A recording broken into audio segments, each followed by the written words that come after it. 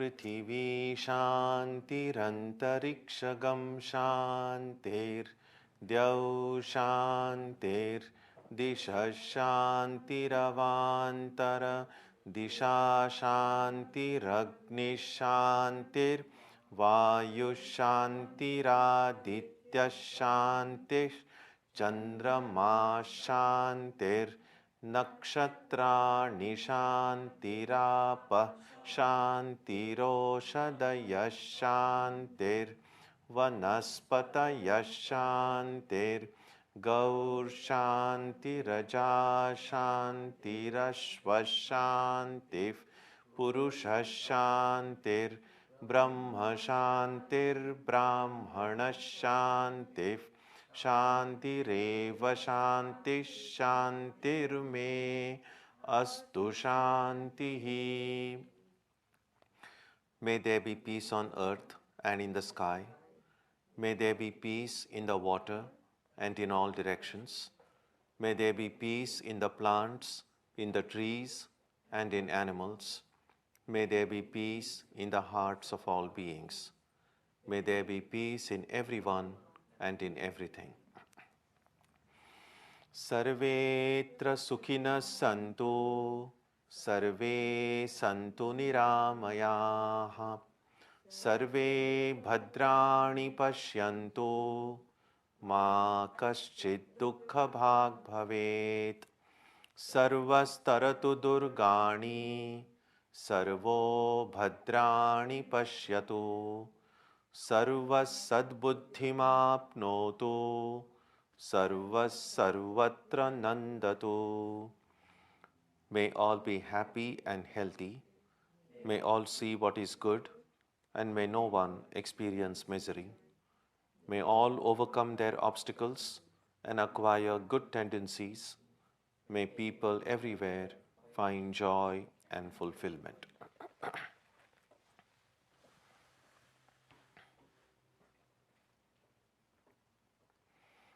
Let us now spend some time touching the center of peace and joy in our hearts.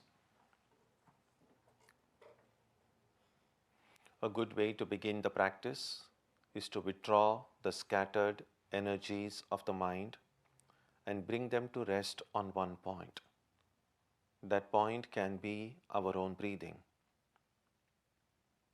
Let us therefore practice breathing with awareness. As we breathe in, let us visualize that our body and mind are being filled with love, strength, and compassion. And as we breathe out, let us release all the stress, anxiety, and exhaustion in the body and mind. Let us practice this way for a while.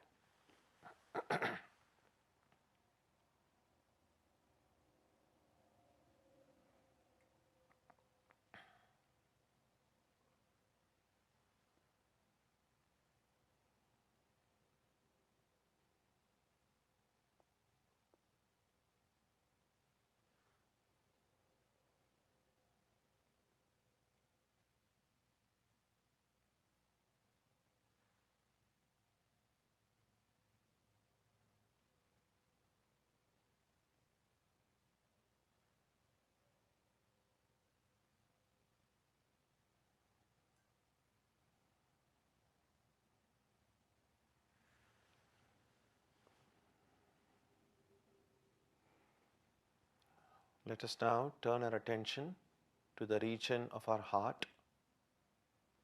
Although God is present everywhere and in everyone, the divine presence can be felt most clearly in our hearts.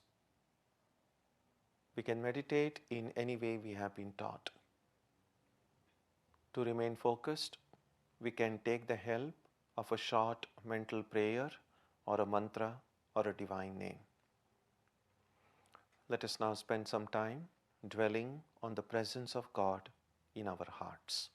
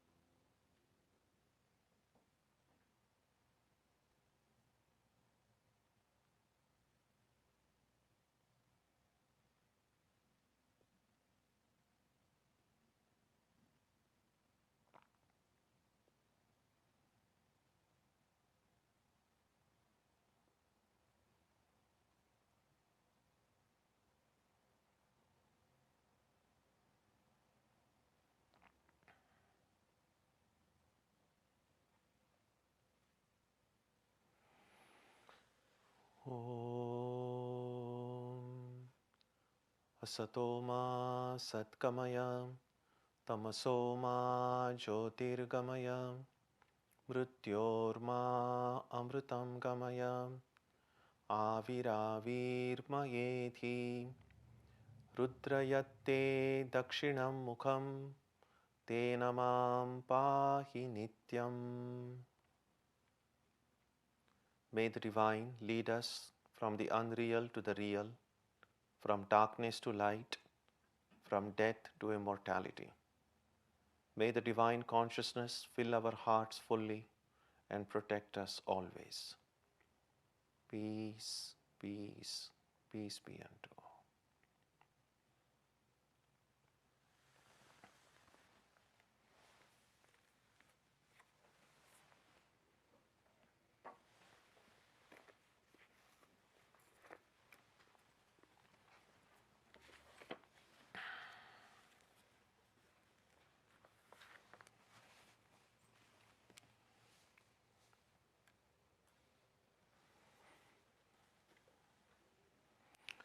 Last week we saw the set of verses which described the procedure, at least some of the basic ideas concerning how we should meditate, the meditation seat, how we should sit, and what does meditation really mean. And it ended by saying in verse 15, thus constantly concentrating the mind, the yogi with his mind controlled attains the peace culminating in a final beatitude in the form of abiding in me. So that is what this practice of meditation can take us to. Once the mind is completely focused on the ideal, it can give us the kind of peace, the kind of joy, the kind of freedom we may have never experienced before. Now, it's not just about how to sit and how to concentrate. There are certain preparations necessary. As I said last time, you can have the deer skin and all of that, and that itself will not be enough, because there are certain preparations involved in order for the practice of meditation to be really successful. And those rules for that yoga, at least some of the important rules, in fact the central rule you might say, are described in the next two verses, 16 and 17. So we'll chant verse 16 now. Natyashnatastu yogosti न चैकान्तमनश्नतः न चाति स्वप्नशीलस्य जाग्रतो नैव चार्जुन. Yoga is not attained by one who eats too much or who eats nothing at all, nor by him who sleeps too much or who keeps awake too much, O Arjuna. In other words, extremes are to be avoided. And this has been the idea that has come throughout the tradition, through not only the Upanishads, the Gita, through the Puranas, through the lives of all the saints, that extremes, either eating too much, eating too little, working too much, not working at all, sleeping too much, not sleeping at all extremes of any kind produce a reaction. And the goal really in yoga is not to react, to just be. So to avoid any kind of reaction, the extremes will have to be avoided. We're reminded, of course, one of the very shining examples of the rejection of extremes comes in the life of the Buddha himself. When Buddha, as the Prince Siddhartha, he left home in order to find solution to the problem of suffering, to know the truth. And as was customary in the place and where he lived and his contemporaries, he found a few yogis meditating, and he joined with them, and they all started practicing extreme austerities together. And they were really extreme. So they would hardly eat anything. Extreme. It's almost, well, today we might something, it's almost like a kind of a self-torture. It's self-mortification. And you see, this idea has come in many different traditions. You see some of the lives of the early desert fathers among the Christian mystics. You'll see that somehow, because the body was seen as an obstacle towards spiritual enlightenment, the body was seen as something that holds us down on the material plane. And therefore, the idea was the body needs to be punished.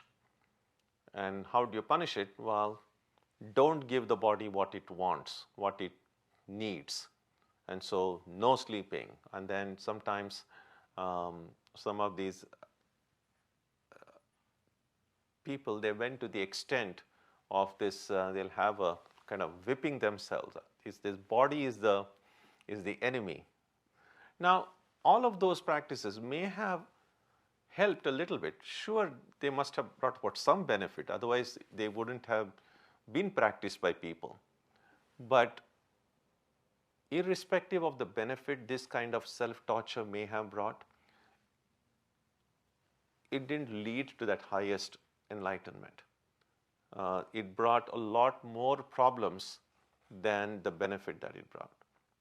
That's why you see in the life of the Buddha, after practicing for a long time with these other austere people, and you see, read the description in Buddha's life, they say that you could almost see all his rib cage, because he was hardly eating anything. And he says his back and his stomach had almost kind of collapsed.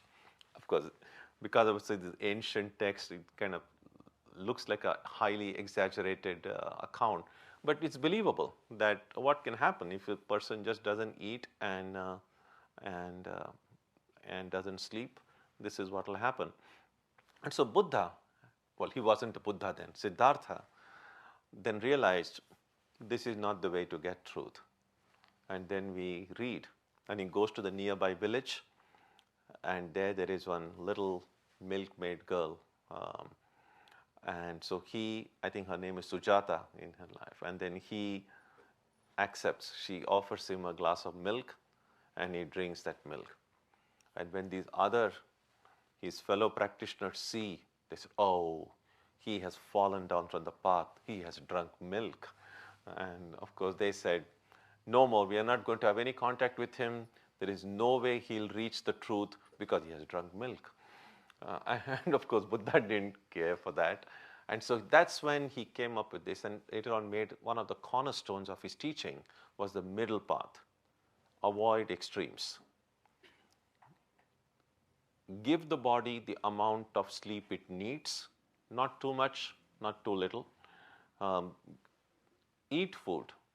You need food for survival. Again, not more than you need, not less than you need, just the right amount. So, doing things in right proportion. Everything in life has a place. If we can know the place it has, and then it all fits in well. There is no need to go to any extremes.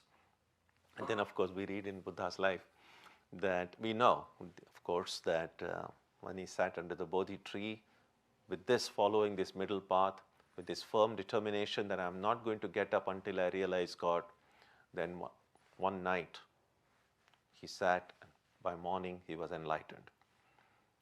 And once he became enlightened, there's lots of things mentioned in his life, but I just want to mention one point, that after enlightenment, then he got up from his seat and he started just walking peacefully along the street. Then he reached a place called Sarnath. It's near present-day Benares. And so these few yogis with whom, yogis in a sense, people who thought they were practicing yoga, they were sitting there and they saw this Siddhartha coming from a distance. And they knew he cannot be a yogi, he has drunk milk. So they said, oh, and they're talking among themselves, oh, that fellow who has fallen down from the path, he is coming. We are just going to ignore him. We are not going to show him any respect because he is not on the following the true path. And so then the Buddha came peacefully. And then as soon as Buddha came, these fellows who were determined not to show any respect to him or ignore him, they just go and just fall at his feet. So that is the power of knowledge. That is the power of purity.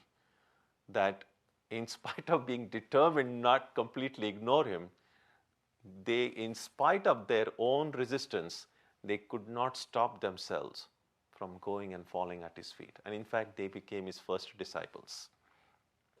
So all this is to show the importance of the middle path. And so, of course, Buddha was much later than Krishna. So Buddha never claimed that his middle path is like my original patented idea. So as we can see, this idea was there much earlier at the time of the Gita itself. Krishna tells Arjuna that in order for us to practice yoga correctly, it's not simply about the seat and how you should sit, but even before you go and sit on that seat, you must practice this middle path. Verse 17. Yuktahara viharasya yukta cheshtasya karmasu yukta swapnavabodhasya yogo bhavati dukkha. He who is moderate in food and movements, in his engagement in actions, and in sleep and wakefulness, attains to yoga, which destroys misery. So these two verses taken together show that one way to restore harmony in our lives is to do everything at the time it needs to be done. Don't do more than it's necessary. Don't do less than is necessary. So just do the right amount. Eat the right amount. Sleep the right amount. Now, we say, well, how do we know what's the right amount?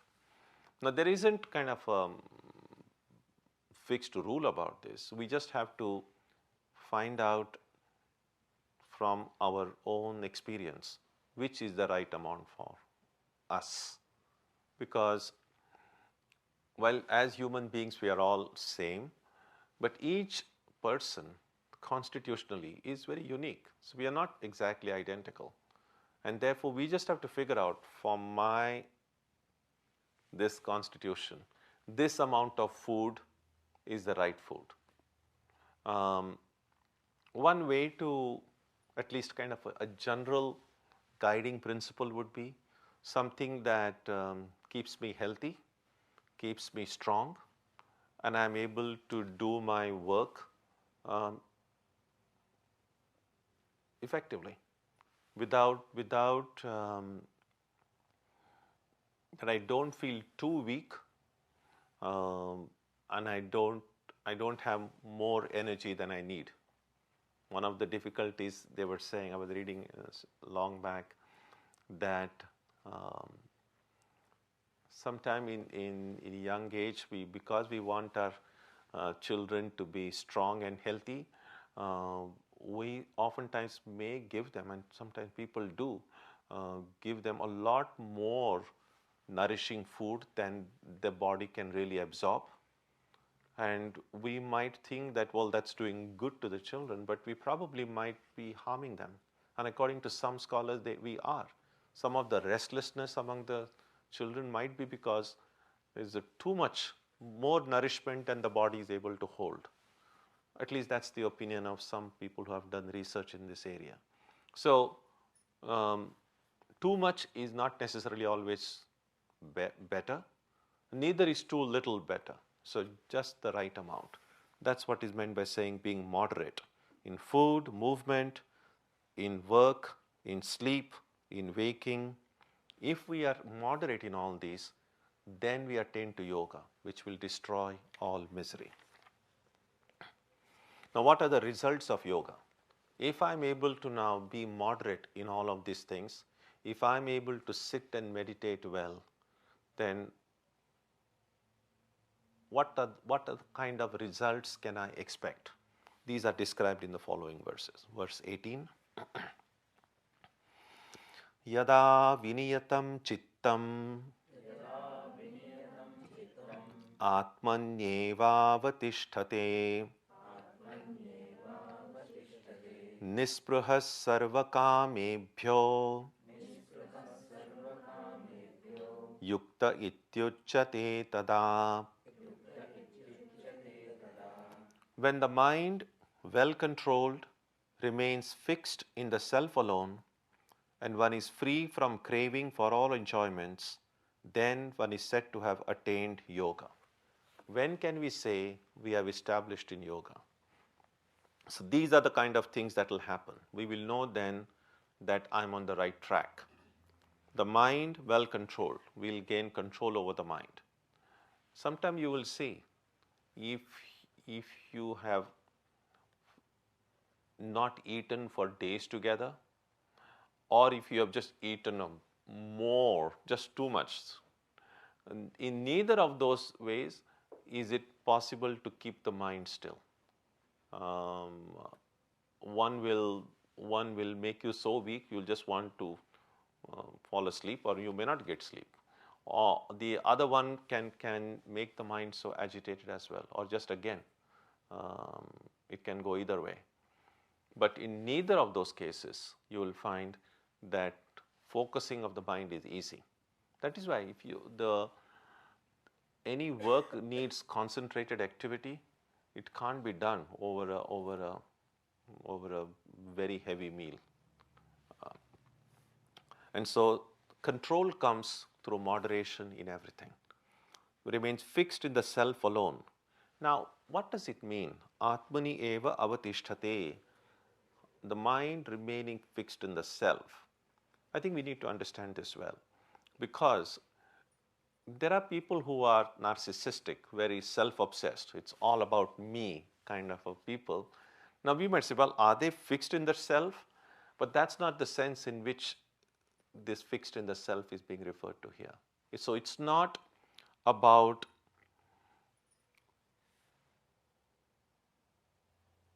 oh, these are the things I want, all that I want, but that's also all the time thinking about self, or about these are my thing, my possessions, my people,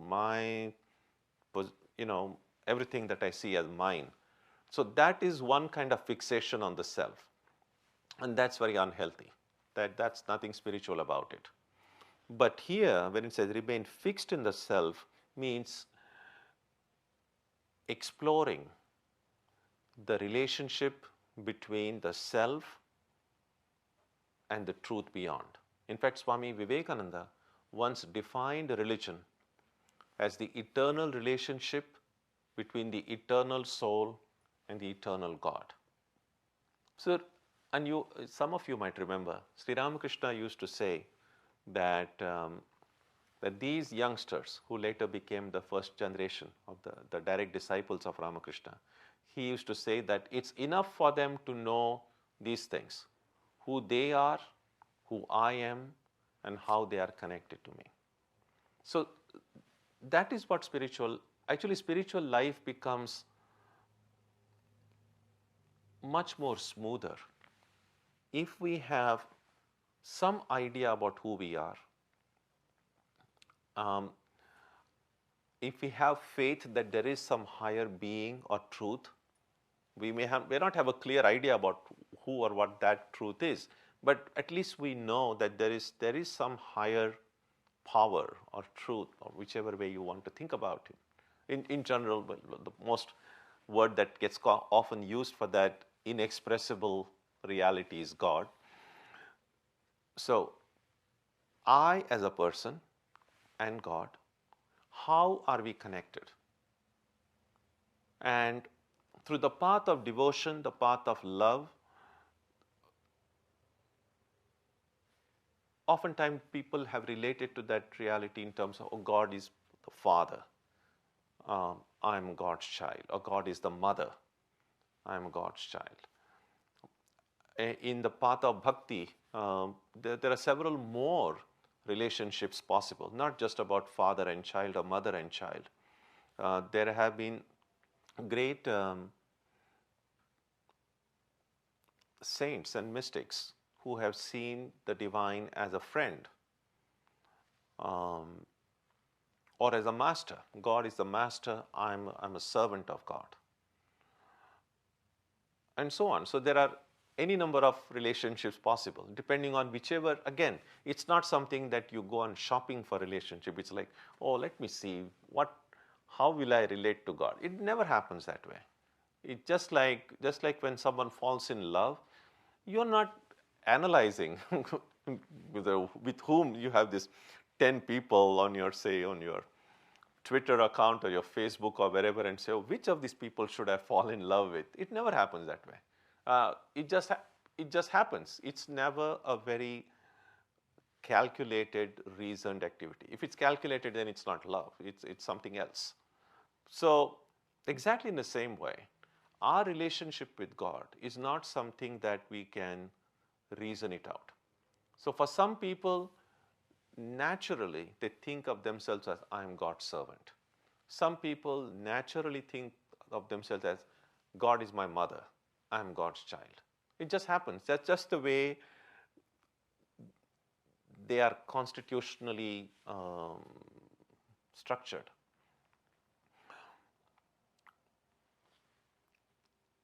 A more philosophical approach to that would be to see God as the infinite being, and I'm a part of that infinite being. So if God is the sun, then I'm a candle maybe. So the sun is the source of light, candle also is the source of light. So there is some similarity, but God is much bigger, much powerful, and I'm a little tiny part of that being. And of course, then there are these relationships which say, well, there is really no difference between God and me, that in reality, we are all one. So anyway, so these are all, so that's what is meant by saying remain fixed in the self alone, means when will I have the leisure and the privilege and the freedom to even think about these things, if most of the time I'm thinking about a million other things?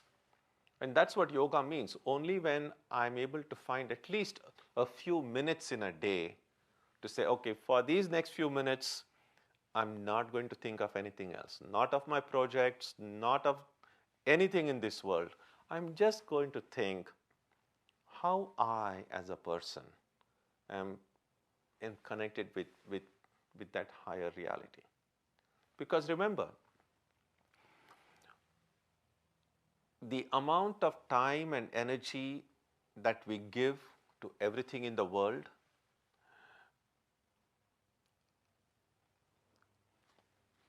well, let me put it this way. Everything in the world that engages our attention now is only for a few years. That is until we die. Because when we die, this world vanishes for us, right? So, what happens after that? Should we not give some time, some energy to think about something with which we have to deal with anyway after a few years? But if I don't give any time for that at all, then I'm completely lost. You see, it's like say you're going to visit some country. Say after 6 months you're going to visit somewhere, and you don't even want to think about it. And then you will be lost when you go there because you have not thought about it. So first of all, you don't know what to expect. You don't know what you should even do after reaching there. So we don't want to be lost that way. And that is why we need the freedom, and we don't have that freedom now. When we say that, oh, the mind, it's not possible to concentrate the mind. My mind gets distracted. Now, what does that distraction really mean? That I sit with all these meditation seats, as Krishna described. You sit straight. So all these other preparations are done. And then you say, now let me keep my mind engaged with the self. But no, your body is there sitting still, straight. The mind is going all around. And so you won't be able to then remain fixed in the self alone, because the mind still wants to engage with the world. Now, in order for me to have the freedom to at least engage with my spiritual ideal, even for a few minutes, I need control. Because without that, it can't happen. And that's why it's well controlled, remains fixed in the self alone. And the reason we are not able to control it is because of the craving, all the desires. I want to accomplish this, I want this, I need this. So all these cravings will not be able to then make control possible. So if all of these things are there, that is, the mind is controlled, I'm able to remain fixed in the self. Now, to one who is a accomplished yogi, one who has reached the pinnacle of yoga, that person's mind will be completely established in the self. Now, what we are saying right now, as beginners,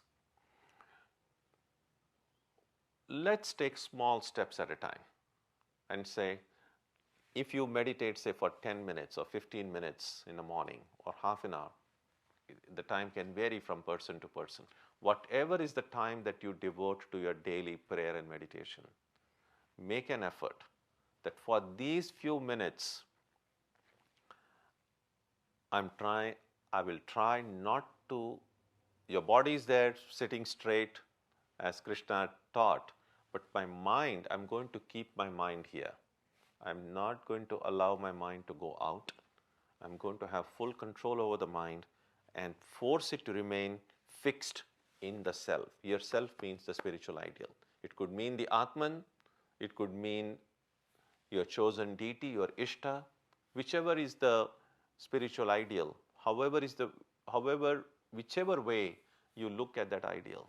But can I keep my mind focused, fixed on that ideal? And if you can do it for 2 minutes, that's already very good. Because if you can do it for 2 minutes, there is hope that maybe if I strive harder, I might be able to do it for 3 minutes tomorrow or 5 minutes. So don't be discouraged if you cannot meditate for 5 hours. That's okay. But begin with 5 minutes. That's the way to proceed. Verse 19. Yatha deepo nivatastho nengate sopama sprita yogino yatachittasya yunjato yogamatmanaha.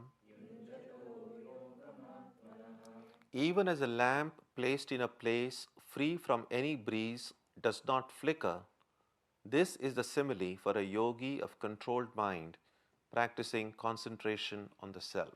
So here is an imagery. So here is this lamp, no breeze, and you can see the flame is steady. A candle kept in a place where there is no breeze at all. The flame is steady. But if there is breeze, then of course it's going to waver. And you will see, on some days when you are able to concentrate well in your meditation, in your prayer, that's when the mind has remained like this, flame without any breeze around. And at other times, it's like a big storm is going around, and so the mind, the flame is. It's a beautiful, beautiful image. And actually, it's not only for meditation, really. All great works of art, for instance, all creative work. If you see some of these great literature, for instance, great writers or poets,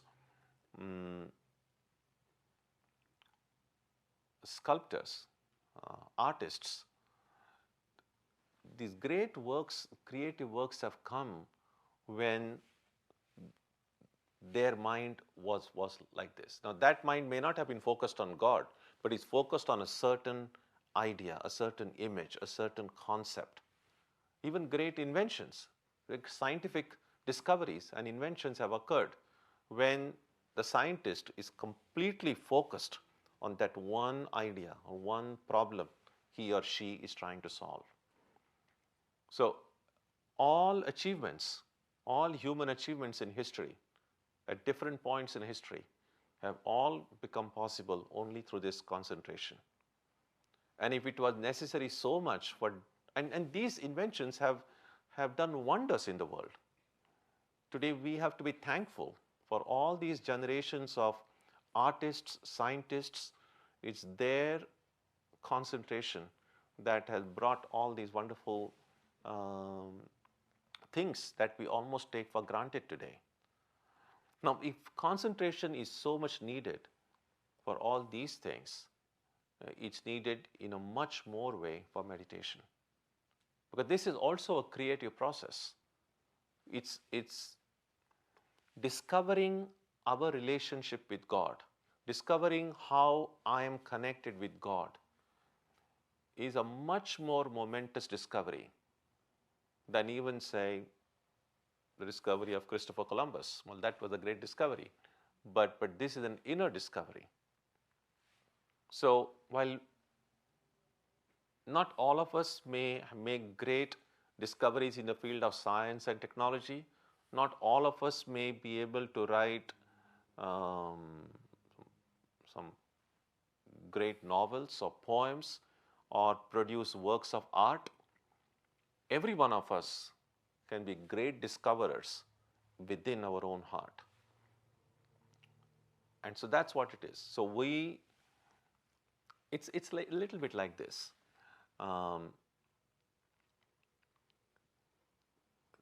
Suppose someone tells you, here is an image, that in this area there's a great treasure hidden. It's for yours.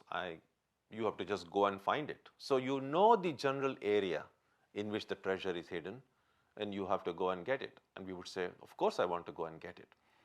And you try to go there, but you're not able to move because you have been tied. Your hands and legs and everything has been tied. And you're trying to move, you're trying to go, but you just can't. And then, which is the way to go? First thing to do is you have to just cut all those bonds. Because until then you can't even move. When those bonds are cut, and then you are able to go into that territory, and then you have to search for that treasure. something like that is happening. So really meditation, there is this great treasure in our heart, in the spiritual heart. And we know that the divine dwells here. And so we are told, go dive deep inside, deep inside.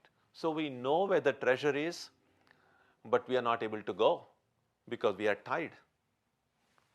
And that is what is meant by, then at least for a short time, can I cut those bonds? Can I stop thinking about other material things, at least for a short time, so that will give me the freedom to then go within and explore this area and find the treasure. That's the idea.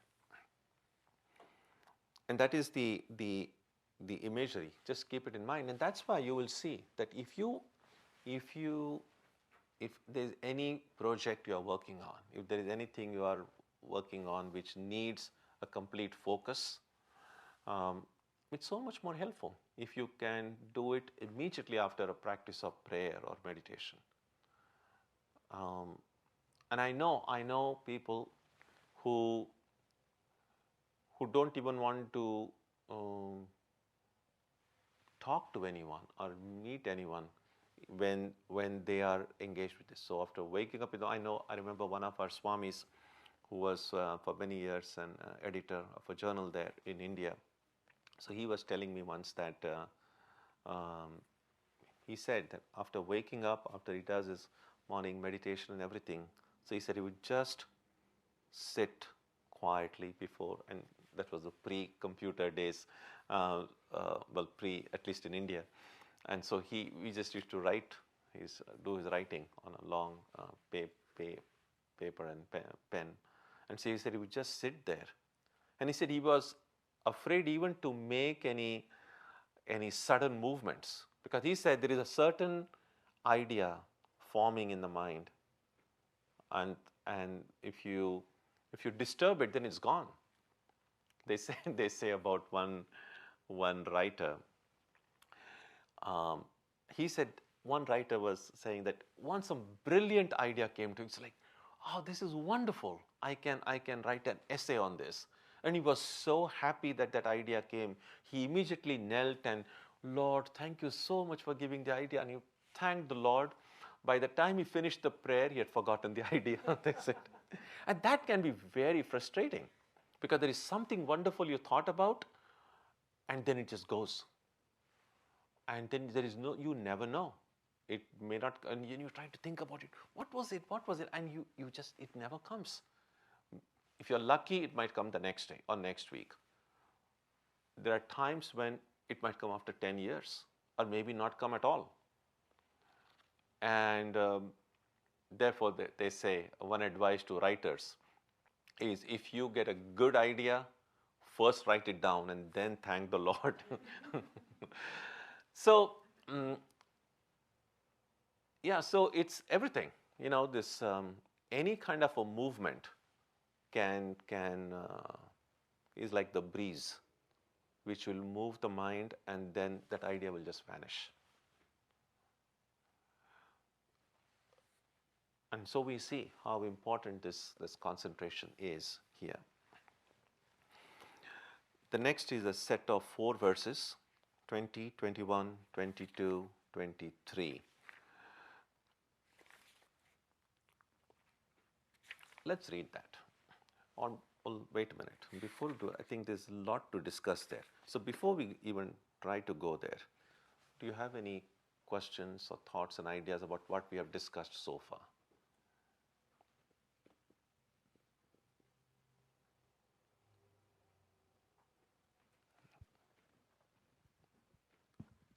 So, Swamiji, some days is not every day is the same. Some days is easier to kind of sit and meditate, but the other days are not. Sure. And it all depends on how your day went or what's going on around you. And I'm just wondering, it's not only sitting for the meditation, but it's the whole day, how you spend your day.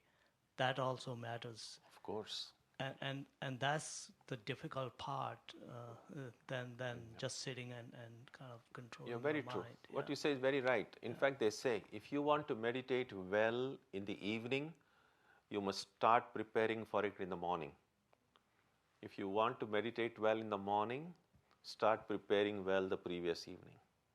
So it's not about just sitting and then going into samadhi. Well, that's what most of us want to happen, but but it's really a continuous process. And it's true that not all days are same. Some days are good, some days are bad. Once someone went to Holy Mother Sharda Devi and said, "Oh, Mother, sometimes my mind is very focused," something similar to what you're saying. Some days it's very disturbed.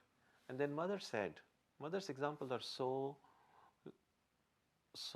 something we can immediately grasp. And Mother said, look at the phases of the moon. The moon also, there is waxing and waning in the moon. Sometimes the moon is full, sometimes the moon is less big, and so on.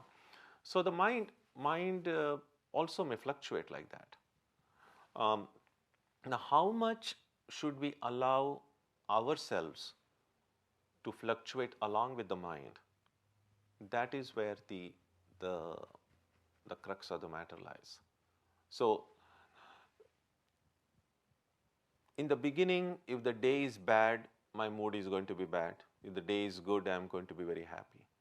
Now, one of the practices in spiritual life is, can I keep my own composure no matter how the day is? Because there are things happening in a day over which we don't have full control, because there are other people involved, other forces involved. We can't control everything. Well, nobody in the world can control everything, but we can control ourselves. So when the day is not good or the day is not bad, what is it that makes the day bad, or what is it that makes the day good? It's not so much what has happened out there, but how I have reacted to it. What is in my control is my reaction. Now, if I can, and that's where that again, well controlled comes in. If I have control over my reactions, then something terrible may happen outside, and yet I might be able to hold my own balance. And it's actually necessary. Sometimes, you see, sometimes some great catastrophe can occur when things happen in life.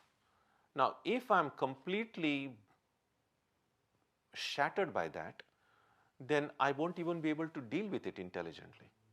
So I need a measure of inner stability to be able to deal with even difficult situations outside, even with terrible situations outside. Same thing with regard to, it's not just terrible or difficult, something that can be really wonderful things happening outside. Now, we might think that dealing with wonderful things is easy, dealing with difficult things is problem, but actually no. But as far as the distractions in meditation is concerned, whether the day is extremely good or extremely bad, both are distractions. Even if the day is extremely good, I won't be able to focus on God. Even if it's extremely bad, I won't be able to do it. And so therefore, we'll have to find a way of, no matter how the day is, I'm going to be. And think about it this way.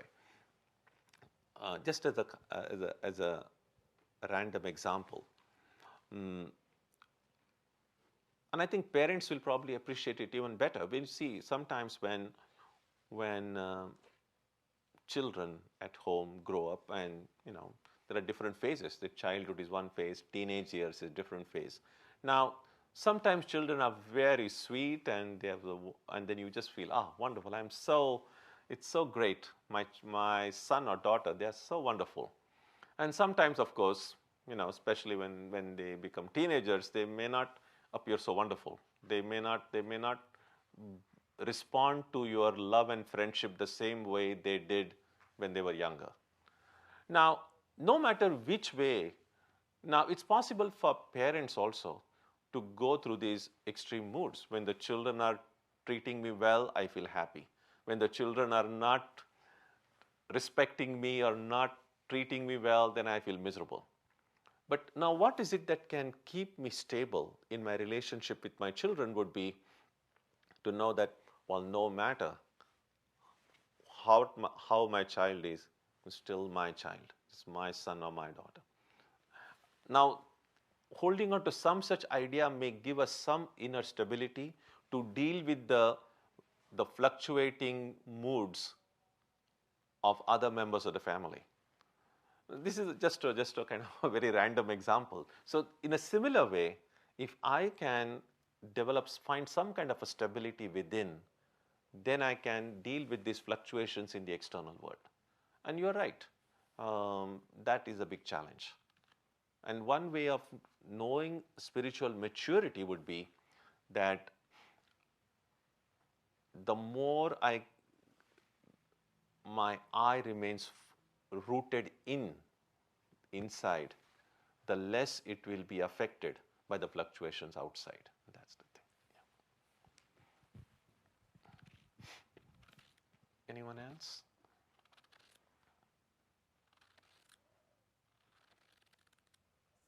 Rajan?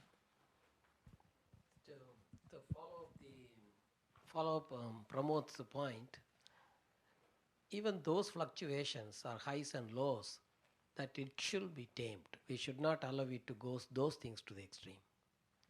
In other words, either a joy or a sorrow, that itself we need to balance. In other words, we should not allow ourselves to overjoy or become over sorrow. Exactly, exactly. That's what moderation means. Going to extreme. You see, in Ramanuja's, I think it is in Sri Bhashya, a Bhashya he wrote on the Brahma Sutras, he says 7 qualities are necessary for cultivation of bhakti or devotion. We won't go into the whole list of 7, but 2 among those really are what we are discussing here. And those in Sanskrit, they are called anavasada and anuddharsha. It's put in negative terms. Avasada means being completely morose, completely down. Unavasada means opposite. So not avoiding just being completely morose. It's like, oh, I'm so low today. I just don't feel any enthusiasm. That's one extreme. Uddharsha means like just hyper. Just one is so happy. There is some wonderful thing has happened and you're just like jumping with joy. Anuddharsha means don't go to that other extreme. So both happiness and misery can be distracting. So I need to have both. I need to have my joy under my control and I need to have my pain under my control. And as I've said often before, an example that I often like to give is that both can lead to similar results. They said that the Red Sox have done something very remarkable in the history of baseball, that in 3 seasons, they went from being the lowest to the highest to being the lowest again. I was just reading the other day. So now just think about the condition of the fans. And we have seen it here, right here in the Fenway, that when they lost, the fans were so mad, they came and they just all vandalism they did. And then the next year when they won, the fans were so happy they can vandalize again. So that's what extremes will do. And so moderation is good. And that's why, actually, this is important. One of quotes of Swami Vivekananda, which I really love very much, and he said this is exactly the words. He says, by being pleasant always and smiling, it takes you nearer to God, nearer than any prayer. Consider this as a spiritual practice. Being cheerful and being smiling. When things are going well, it's easy to be cheerful, it's easy to smile. But when things are not going well, can I force myself to be cheerful? when there is nothing much to smile about, I can still keep a smile on my face. It may not be easy. It's not going to be easy. But if someone can do, and this is a great practice, if I can just try it for a day and see. It's not going to be easy, let me warn you, but try it. So after waking up in the morning tomorrow, just say to yourself, I'm going to make an effort to remain cheerful throughout the day, no matter what. And even if you forget in the middle, even if you but as soon as you remember, kind of try to make yourself cheerful and try to keep a smile on the face. To the extent you are able to do it, I can guarantee you, you will have a better prayer or meditation in the evening. I can give it to you in writing if you want. It's absolutely certain. It really makes a big difference.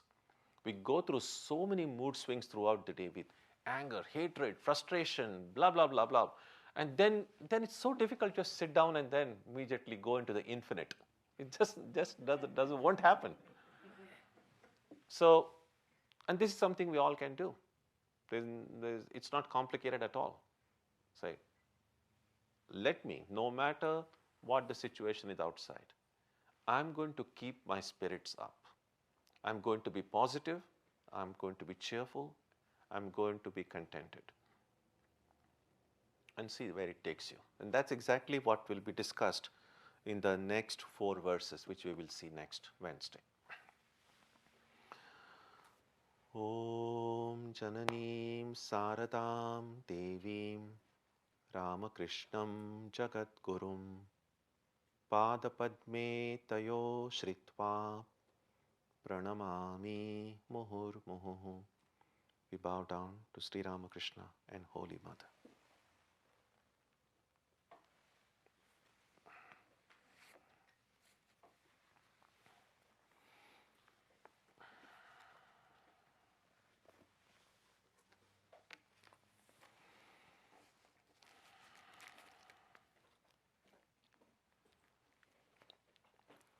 Our subject on Sunday will be I and mine.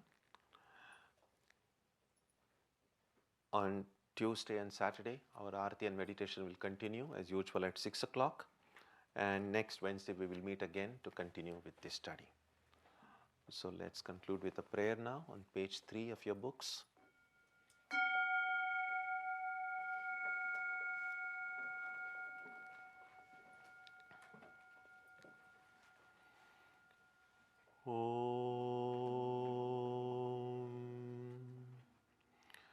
May the Divine Being, who is the Father in heaven of the Christians, Holy One of the Jewish faith, Allah of the Muslims, Buddha of the Buddhists, Tao of the Taoists, Ahura Mazda of the Zoroastrians, the Great Spirit of the Native Americans, and Brahman of the Hindus, lead us from the unreal to the real, from darkness to light, from death to immortality.